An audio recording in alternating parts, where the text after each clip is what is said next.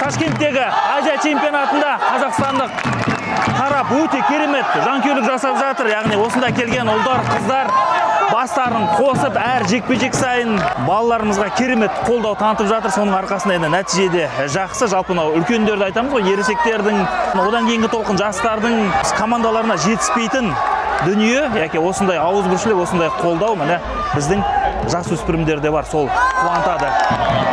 Кәдімгідей барабандарын әкелген, жалауларын әкелген әртүрлі атрибутикалары бар, өздерінің ұрандары бар деген сияқты. Кәдімгі жанкүйерлердің қозғалысын қатар алып жүр ғой біздің осы жұдырықтасып жатқан ұлдарымыз бен қыздарымыз.